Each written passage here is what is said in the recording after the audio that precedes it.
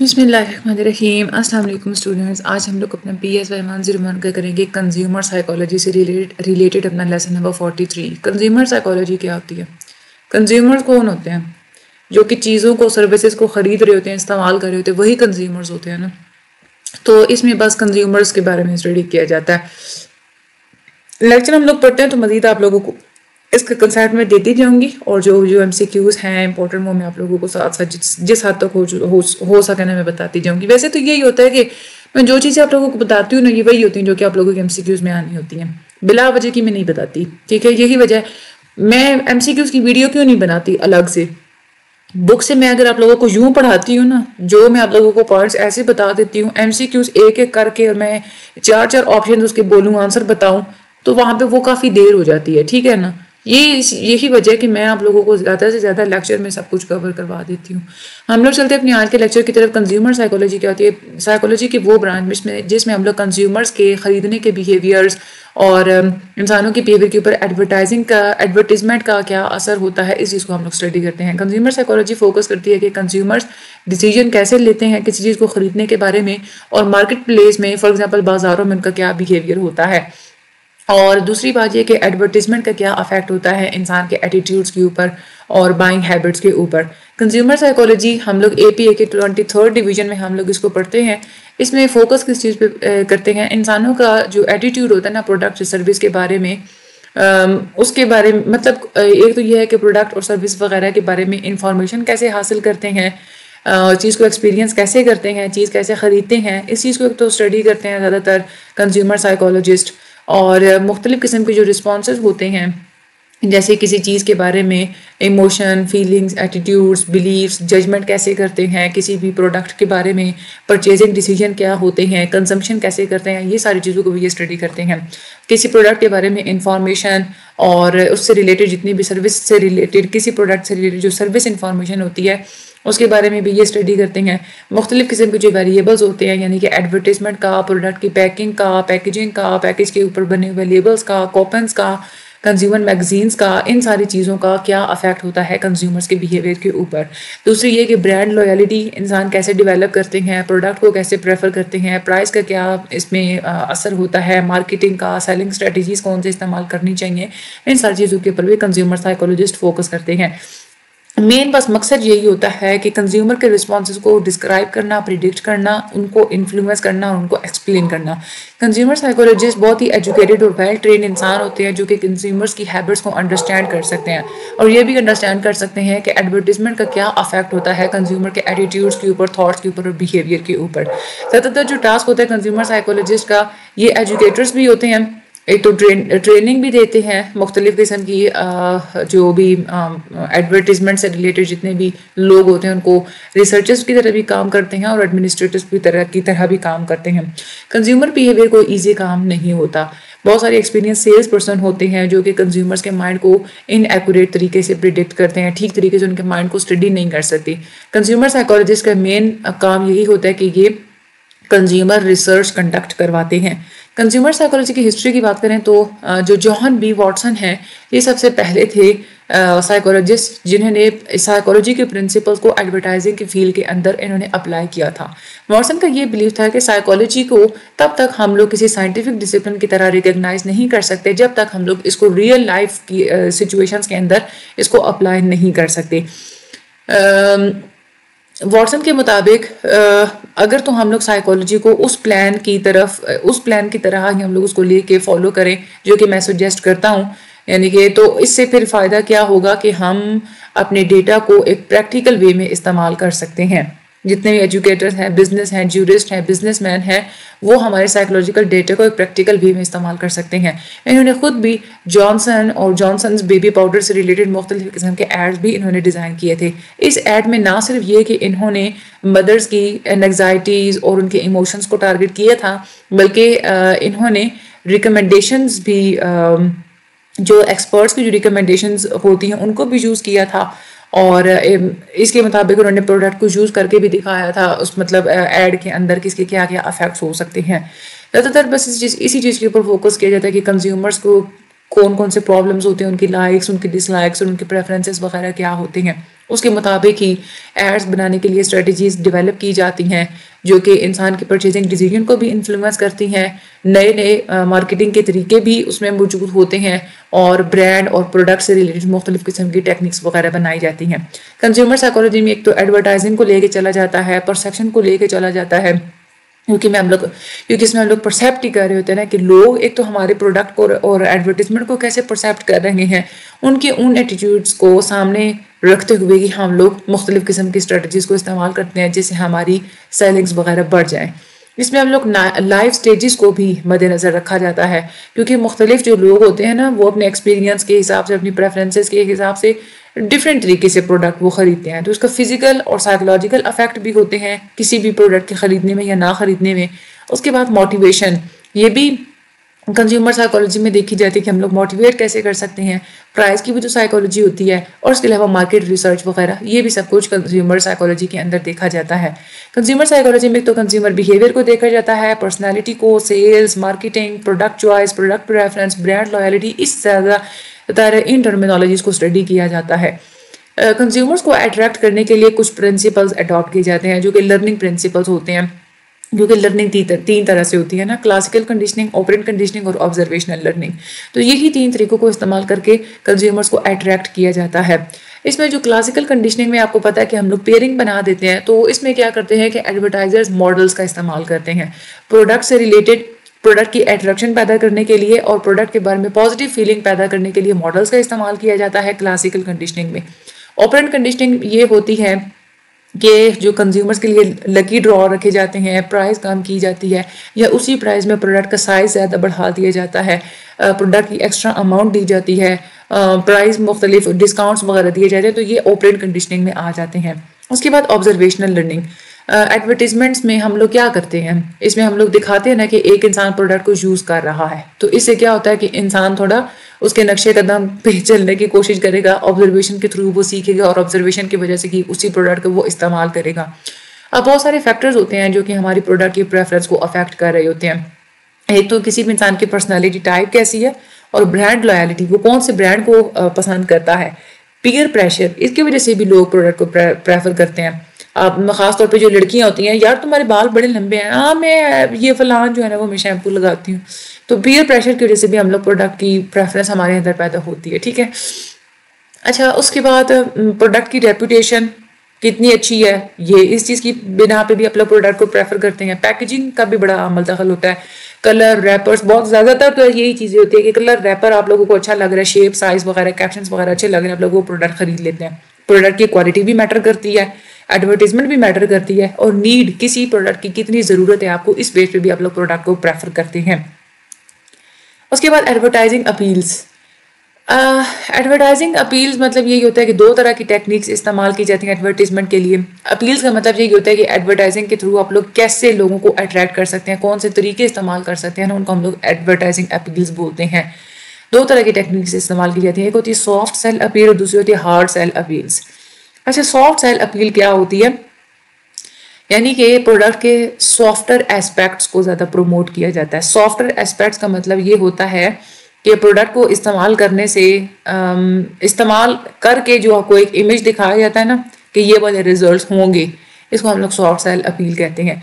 Soft cell में असल में जो बायर्स होते हैं ना, उनको जो मैसेज डिलीवर किया जाता है वो बताया जाता है कि प्रोडक्ट को यूज़ करने से जो डिज़ायरेबल इमेज है ना वो कौन सा आपको ऑब्टेन होगा। फेयर एंड लवली में देखें ना, वो मुंह पे आधे हिस्से पे वो फेयर एंड लवली लगाती है, वो वाइट हो जाता है और आधा हिस्सा जो है ना वो काला होता है। ठीक है, तो ये सॉफ्ट सेल अपील होती है। भाई इतनी जल्दी कौन वाइट हो सकता है। बायर्स को अट्रैक्ट करने के लिए ही ये वाली जो अपील इस्तेमाल की जाती है। अच्छा, इसमें इमेजेस, यूँ समझे कि इमेजेस बेची जाती हैं as compare to the product. Images दिखाई जाती हैं ना, गोरी चिट्टी लड़की खड़ी है, ठीक है, और इस तरीके से इमेजेस के थ्रू जो एक अपील यूज़ की जाती है। ज़्यादातर जो कॉस्मेटिक्स होती है ना, वहाँ पे मॉडल्स की ब्यूटी के बारे में बात की जाती है, तो वहाँ पे वो सॉफ्ट सेल अपील का इस्तेमाल किया जाता है। और जो मर्दों की जितनी भी प्रोडक्ट्स होती हैं उसमें यही मैसेजेस डिलीवर किया जाता है कि मर्द किस तरह से, जैसे अब जिलेट ब्लू ट्रीट, शेविंग से रिलेटेड ना वो शेव करके दिखा रहे होते हैं कि भाई इस तरह की आपकी लुक आएगी। इसी तरह से सिगरेट से रिलेटेड जितनी भी एडवर्टीजमेंट्स वगैरह होती हैं, खैर सिगरेट की एडवर्टीजमेंट तो आप कभी देखी भी नहीं है, बैन है। तो इस तरह की चीज जो होती है ये सॉफ्ट सेल अपील होती हैं। हार्ड सेल अपील होती है कि खुद प्रोडक्ट की सारी क्वालिटी बताई जाती है, प्रोडक्ट के फंक्शन को प्रमोट किया जाता है, आपको क्वालिटीज़ बताई जाती है कि ये टेस्ट है, इसकी ये स्मेल है, ये स्पीड है, ये ड्यूरेबिलिटी है, ये एफिशिएंसी है, ये मतलब उसकी कितनी वैल्यू है, ये सब कुछ चीज़ें जो है ना वो बताई जाती हैं। उसे ये भी बताया जाता है कि ये किसी भी इंसान की लाइफ किस तरह से इम्प्रूव हो जाएगी इस प्रोडक्ट को इस्तेमाल करने से। जैसे ऑटोमोबाइल्स की जो होती हैं एडवर्टीजमेंट, वो जॉगर्स की, मैकेनिकल इंस्ट्रूमेंट्स की, एक्सरसाइजर्स की, मेटल प्रोडक्ट्स की, एयर कंडीशनर्स की, इन सारी चीज़ों की, क्योंकि इसमें रिलायबिलिटी वगैरह, ड्यूरेबिलिटी वगैरह दिखाई जाती है। तो ये जो है ना ये हार्ड सेल अपील्स होती हैं। अब कुछ फाइंडिंग्स की गई हैं और देखा यह गया है कि जो बच्चों की जो प्रोडक्ट्स होती हैं ना उसमें सॉफ्ट सेल अपील का इस्तेमाल करना चाहिए, और जो औरतों की जो प्रोडक्ट्स होती हैं उसमें भी सॉफ्ट सेल अपील को ही इस्तेमाल किया जाता है एडवर्टीजमेंट्स में। खासतौर पर जो कॉस्मेटिक्स की होती हैं या जो टॉयलेट सोप यानी कि हार्पिक वगैरह की, उसके बाद गारमेंट्स की जो भी चीज़ें होती हैं इसमें भी सॉफ्ट सेल अपील का इस्तेमाल किया जाता है। लेकिन अगर औरतों के परफ्यूम की बात करनी है या शूज़ वगैरह की बात करनी है तो फिर उसमें हार्ड सेल अपील का इस्तेमाल किया जाता है। उसके अलावा भी ये जो पेंट्स वगैरह जो होते हैं घरों में इस्तेमाल होने वाले, इनके बारे में भी हार्ड सेल अपील का इस्तेमाल किया जाता है। अच्छा, सेल्फ मॉनिटरिंग और बाइंग बिहेवियर्स। सेल्फ मॉनिटरिंग भी बहुत ज़्यादा इंपॉर्टेंट है। इससे आप लोगों को पता चल जाता है कि इंसान के बाइंग बिहेवियर्स क्या हैं। सेल्फ मॉनिटरिंग का मतलब ये होता है कि हर इंसान की टेंडेंसी होती है कि वो अपने बिहेवियर को कैसे कंसिडर करता है और डिफरेंट सिचुएशन में या ख़ास किस्म की सोशल सिचुएशंस में किस हद तक खुद को चेंज करता है। कुछ लोग होते हैं जो कि बहुत ज़्यादा हाई सेल्फ मॉनिटर्स होते हैं, इनकी नेचर बहुत ज़्यादा फ्लेक्सिबल होती है। ये हर सिचुएशन से दूसरी सिचुएशन में अपने बिहेवियर को बहुत ज़्यादा एडजस्ट करते रहते हैं ताकि एक अफेक्टिव मैनर में खुद को प्रेजेंट कर सकें। ऐसे जो लोग होते हैं ना ये बहुत ज़्यादा कंसर्न होते हैं कि दूसरों के सामने मेरा इमेज कैसा बनेगा, और मुख्तलिफ किस्म की अपनी पर्सनैलिटी के अंदर बार बार तब्दीलियाँ वगैरह करते रहते हैं, वेरिएशंस वगैरह करते रहते हैं। तो इन लोगों के ऊपर जो है ना वो एडवर्टीजमेंट ज़्यादा असर करती है। जो हाई सेल्फ मॉनिटर्स होते हैं एडवर्टीजमेंट में ये जो देखते हैं ना, खासतौर पर जो सॉफ्ट सेल अपील वाली एडवर्टीजमेंट्स होती है ना, वो जब उसमें देखते हैं ना वो हाँ मैं तो ऐसे चेंज हो जाऊँ, वो फिर जाहिर है इनकी फ्लेक्सिबल नेचर होती है, इनको चेंज करने का शौक होता है खुद को, तो ये फिर ज़्यादातर उन चीज़ों को अडॉप्ट करते हैं। उसके अलावा लो सेल्फ मॉनिटर्स वो होते हैं जिनकी जो जनरली जो एटीट्यूड होता है ना वो बिल्कुल फिक्स होता है, मतलब वो लेस सेंसिटिव होते हैं। ये मैं आप लोगों को एग्जाम्पल दिखाऊं कि हाई सेल्फ मॉनिटर्स वो हैं कि अगर आप किसी शादी में जाते हैं ना, जिस लड़की ने सबसे ज्यादा मेकअप थोपा हुआ है ना वो हाई सेल्फ मॉनिटर है, और एक वो लड़की जो कि हर गैदरिंग में आपको सादी सी नजर आती है वो लो सेल्फ मॉनिटर है। लो सेल्फ मॉनिटर जो होते हैं ना ये सोशल सेटिंग्स की जो डिफरेंट डिमांड्स होती हैं उनके बारे में इतना ये ख्याल नहीं करते कि मुझे किस तरह का नजर आना है या किस तरह का नहीं। इनके बिहेवियर से हम लोग अंदाज़ा आसानी से लगा सकते हैं कि इनके एटीट्यूड्स, वैल्यूज़ और बिलीव्स किस तरह के हैं। लेकिन जो हाई सेल्फ मॉनिटर्स होते हैं ना उनके बिलीव्स और एटीट्यूड्स को समझना थोड़ा मुश्किल होता है, क्योंकि हर दफ़ा वो हमें डिफरेंट ही शक्ल में नजर आते हैं। अच्छा, साइकोग्राफिक्स दूसरी चीज़ होती है जो कि आप लोगों को हेल्प आउट करती है। साइकोग्राफिक्स का मतलब ये होता है कि कंज्यूमर्स की साइकोलॉजी को इन्वेस्टिगेट आप लोग कर सकते हैं। इसमें हम लोग ये देखते हैं कि हमारे जितने भी बायर्स हैं उनकी ज़रूरियात क्या हैं, उनको किस किस चीज़ की ज़रूरत है। ये भी चीज़ सामने आई है कि वो लोग जिनका डिफरेंट लाइफस्टाइल होता है ना, इसी तरह से उनकी ज़रूरियात भी डिफरेंट होती हैं और वो डिफरेंट तरह के प्रोडक्ट्स को प्रेफर करते हैं। रिसर्चर्स ये भी कहते हैं कि हर बंदे की साइकोलॉजिकल प्रोफाइल डिफरेंट होती है और ये डिपेंड करती है कि उसका लाइफस्टाइल क्या है। ठीक है, लाइफस्टाइल के हिसाब से ही फिर हम लोग प्रिडिक्ट कर सकते हैं कि उनकी ज़रूरियात किस किस्म की हो सकती हैं और किस किस्म का प्रोडक्ट उनको चाहिए। और भी बहुत सारे करैक्टरिस्टिक्स होते हैं जो कि मैटर करते हैं। मैरिटल स्टेटस हो गया, एथनिक बैकग्राउंड हो गया, एजुकेशनल लेवल हो गया, और भी मुख्तलिफ किस्म की जो एक्टिविटीज़ होती हैं जिसमें कोई भी हमारा बायर इंगेज होता है, उससे भी आप लोग अंदाज़ा लगा सकते हैं ये वो कौन से किस किस्म के प्रोडक्ट्स को ज़्यादातर प्रेफर करेंगे। वेल्स अप्रोच इस्तेमाल करके कंज्यूमर्स को 4 मेजर ग्रुप्स के अंदर डिवाइड किया जाता है, यानी कि 4 तरह के ग्रुप्स होते हैं इंडिविजुअल्स के जो कि मुख्तलिफ किस्म के प्रोडक्ट्स को प्रेफर करते हैं। वेल्स 9 अमेरिकन लाइफस्टाइल, अमेरिका में 9 किस्म के डिफरेंट जो है ना वो लाइफस्टाइल इन्होंने रिकग्नाइज किए हैं। अब यहाँ पे जो उन्होंने बताया है ना नीड ड्राइवन कंज्यूमर्स, यहाँ पे आप लोगों को ये थोड़ा हो जाएगा मिक्सअप हो जाएगा, आगे चल के इसकी जब डिटेल आएगी ना वहाँ पे मैं आप लोगों को समझाती हूँ। यहाँ पे उन्होंने ये बताया कि डिफरेंट जो ग्रुप्स होते हैं उनके वैल्यूज, इंटरेस्ट वगैरह सब कुछ डिफरेंट होते हैं। सोशो इकोनॉमिक वेरिएशंस तो पाई ही जाती है, लेकिन इसके अलावा भी उनके इंटरेस्ट वगैरह और वैल्यूज वगैरह डिफरेंट होते हैं, इसलिए वो डिफरेंट चीज़ों को प्रेफर करते हैं। अब ये जो अगर आप लोगों को पता है कि तमाम लोगों के दरमियान ये वाली डिफरेंसेस पाए जाते हैं, अगर आप लोगों को अवेयरनेस है, तो इससे जितने भी सेलर्स होते हैं वो कोशिश करते हैं कि ख़ास किस्म के ग्रुप्स को ही हम लोग टारगेट करें एडवर्टीजमेंट में और प्रोडक्ट्स के लिए। अच्छा, कंज्यूमर्स की डिफरेंट टाइप्स होती हैं। एक कंज्यूमर्स होते हैं नीड ड्राइवन कंज्यूमर्स। ये वो वाले लोग होते हैं जो कि सिर्फ अपनी बेसिक और एलिमेंटल नीड्स को पूरा करने के लिए ही खर्चे वगैरह करते हैं, आप चीज़ों को ख़रीदते हैं। और एक होते हैं आउटर डायरेक्टेड कंज्यूमर्स। ये वो कंज्यूमर्स होते हैं जो कि अपनी ही सेल्फ अवेयरनेस को इंक्रीज करने के लिए ज़्यादा, मतलब जो चीज़ ज़रूरत की नहीं भी है ना, तो वो भी ये खरीदेंगे। आउटर डायरेक्टेड और इनर डायरेक्टेड, ये दोनों ही तरह के जो कंज्यूमर्स होते हैं, इनकी वैसे सोशल और सेल्फ नीड्स एक जैसे ही होते हैं। वैसे दो तरह के मुख्तलिफ लाइफ स्टाइल्स होते हैं ऐसे लोगों के, जो कि आउटर इनर कंज्यूमर्स में आते हैं। इसमें एक होते हैं सर्वाइवर्स, दूसरे होते हैं सस्टेनर्स। सर्वाइवर्स और सस्टेनर्स ये दोनों ही ऐसा एक स्मॉल ऐसा लोगों का ग्रुप होता है जो कि गरीब होते हैं, और मेन इनकी जो बेसिक सोच यही होती है कि हमने अपनी ज़रूरियात ज़िंदगी को पूरा करना है।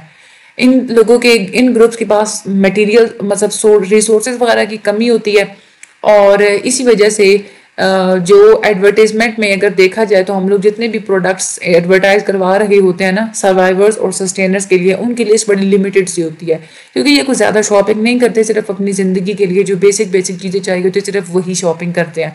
इस तरीके से एडवर्टाइजर्स जो है ना वो ज़्यादातर लिमिटेड, मतलब आप लोग थोड़ी सी चीज़ों के भी एडवर्टीजमेंट्स वगैरह करेंगे ना, तो उसमें आप लोग यही देखेंगे कि मुझे उन चीज़ों की एडवर्टीजमेंट करानी है जो कि सस्टेनर्स और सर्वाइवर्स को भी चाहिए होती हैं।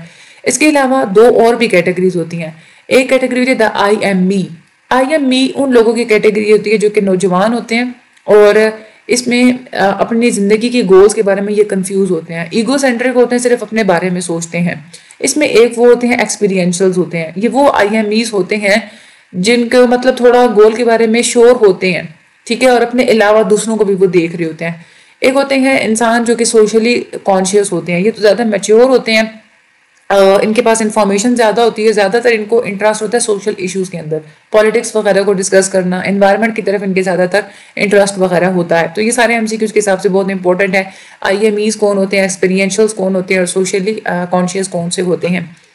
अब साइकोग्राफिक प्रोफाइल जब हम लोग इकट्ठी कर लेते हैं कि किस किस्म के लोग हैं, उनकी क्या क्या ज़रूरियात हैं, तो मुख्तलिफ रीजंस होते हैं जिसकी बुनियाद पर हमें साइकोग्राफिक प्रोफाइल्स की ज़रूरत पड़ती है, और हम लोग इसका इस्तेमाल भी करते हैं। एक तो ये है कि स्पेसिफिक बैकग्राउंड से ताल्लुक़ रखने वाले मुख्तलिफ लोगों की स्पेसिफिक नीड्स को आप लोग आइडेंटिफाई कर सकते हैं, और इसकी बुनियाद पे ही आप लोग ये देखते हैं कि मुझे एडवर्टाइजिंग का कौन सा मीडियम यूज़ करना है, मीडियम भी आप लोग डिसाइड करते हैं। जैसे अगर आप लोग ये कहते हैं कि आपके जो लोग हैं चीज़ को ख़रीदने वाले वो ज़्यादातर देहातों में रहते हैं या ऐसी जगह पे रहते हैं जहाँ पे इलेक्ट्रिसिटी नहीं है, तो वहाँ पे TV ऐड को तो इस्तेमाल ही नहीं करना चाहिए, वो तो बिल्कुल मीनिंगलेस ही चीज़ है। रेडियो का फिर इस्तेमाल करना चाहिए। ऐसे जो लोग होते हैं वो ज़्यादातर रेडियो की चीज़ों को सुनते हैं। अच्छा, कंज्यूमर के बिहेवियर में सब कल्चरल डिफरेंसेस भी पाए जाते हैं। सब कल्चरल डिफरेंसेस का ये मतलब होता है कि एक जनरल पॉपुलेशन के अंदर मुख्तलिफ किस्म के लोग होते हैं जिनका अपना अपना अलग अलग कल्चर होता है। अब ये डिफरेंट ग्रुप्स कैसे डिसीजन लेते हैं परचेज के बारे में, इनके ये डिसीजन लेने का अंदाज भी डिफरेंट होता है।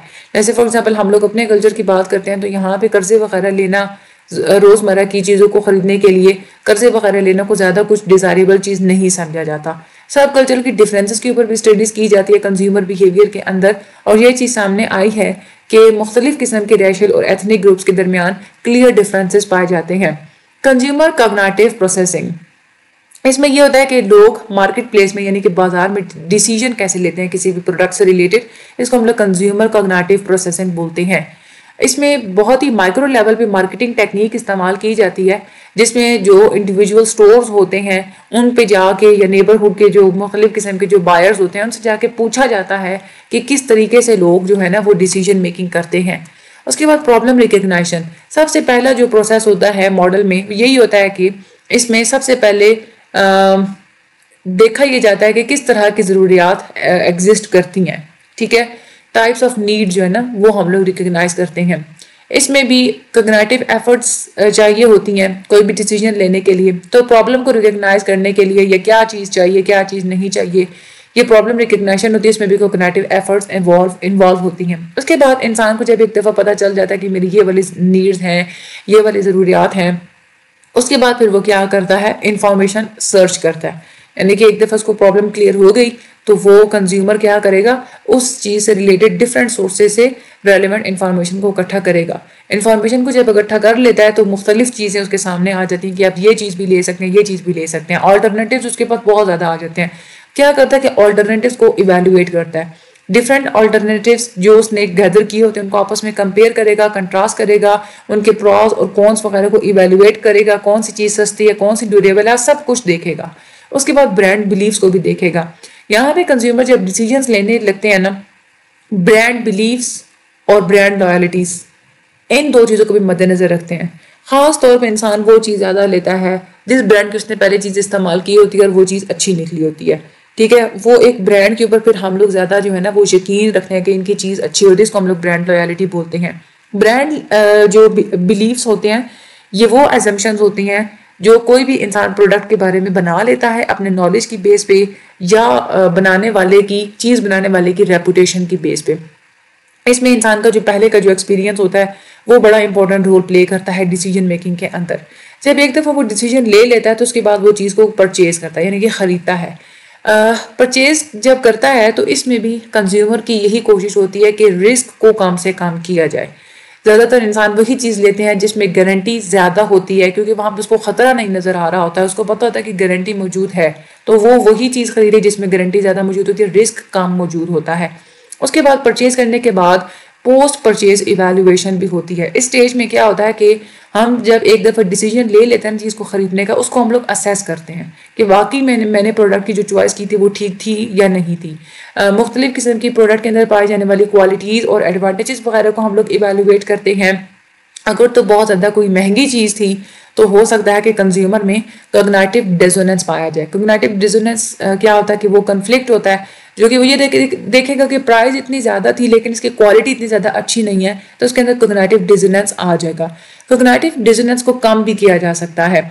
इसमें ये भी होता है कि अगर तो किसी इंसान ने री इवेल्युएट किया, ठीक है, तो वो ये देखता है री इवेल्युएट करने से कि बेशक प्रोडक्ट बहुत ज़्यादा एक्सपेंसिव था लेकिन इसको ख़रीदने का फ़ायदा ज़्यादा हुआ है, इस चीज़ की वैल्यू अच्छी है, इसकी वर्थ अच्छी है, मुझे फ़ायदा ये ज़्यादा दे रही है, तो फिर कोई भी कॉग्निटिव डिसोनेंस नहीं होगा। ठीक है, अच्छा, इसमें ये जो एक पूरी लिस्ट है ना, कंज्यूमर कॉग्निटिव प्रोसेसिंग होती कैसे है, ये सारे इसके स्टेप्स हैं। सबसे पहले प्रॉब्लम रिकग्निशन होती है, इंफॉर्मेशन सर्च होती है, वैल्यूएशंस होती हैं ऑल्टरनेटिव्स की, ये सारी इनकी हेडिंग्स आपके माइंड में होनी चाहिए, इनका मेन कंसेप्ट आपके माइंड में होना चाहिए। और इसके अंदर ये वाले जो है ना, सर्वाइवर्स, सस्टेनर्स, ये कौन होते हैं, आउटर डायरेक्टेड कौन होते हैं, नीड ड्राइवन कंज्यूमर्स कौन होते हैं, और ये जो तीन मैंने आप लोगों को बताया था, ये एक्सपीरियंशियल्स, IMEs और उसके बाद सोशली कॉन्शियस, ये आप लोगों के MCQs के हिसाब से बहुत इंपॉर्टेंट हैं। उसके बाद साइकोग्राफिक्स का बस कंसेप्ट आपके माइंड में होना चाहिए। हाँ, high self monitors, low self monitors, ये कौन लोग होते हैं, और ये आप लोगों ने एक MCQ याद करना है कि हाई सेल्फ मॉनिटर्स जो होते हैं ये ज़्यादा अफेक्ट होते हैं एडवर्टीजमेंट से, खासतौर पे सॉफ्ट सेल अपील से। सॉफ्ट सेल अपील क्या होती है, हार्ड सेल अपील क्या होती है, और ये सारे के सारे बहुत इंपॉर्टेंट है।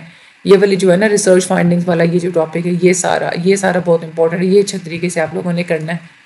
और इसके अलावा इसमें क्या दिया हुआ है, फैक्टर्स कौन कौन से अफेक्ट करते हैं प्रोडक्ट प्रेफरेंस को, इंपॉर्टेंट है ये भी। ये तीन जो टेक्निक्स हैं, लर्निंग प्रिंसिपल्स, क्लासिकल, ऑपरेंट और ऑब्जर्वेशनल, ये बहुत ज़्यादा इंपॉर्टेंट हैं।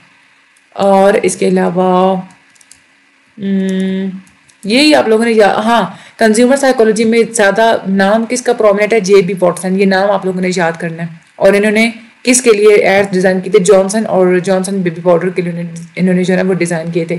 इवन कि ये वाली पूरी स्टेटमेंट आपको दे सकते हैं और आपसे कह सकते हैं कि ये किसने बोला था, तो वॉटसन ने बोला था। ठीक है, और बाकी ये कि कंज्यूमर साइकोलॉजी के अंदर ज़्यादातर हम किस चीज़ के ऊपर फोकस करते हैं, और बाकी इसका ये बस आप लोगों ने जो मेन चीज़ें सुनी है ना, बस आप लोगों के माइंड में होंगी, आप लोग इजीली MCQs कर लेंगे। इसमें आप लोगों ने वर्ड टू वर्ड इसमें रट्टा लगाने की ज़रूरत नहीं है, ठीक है। बाकी चैनल को सब्सक्राइब करना मत भूलिएगा, मुझे अपनी दुआ में याद रखिएगा, अपना बहुत सारा ख्याल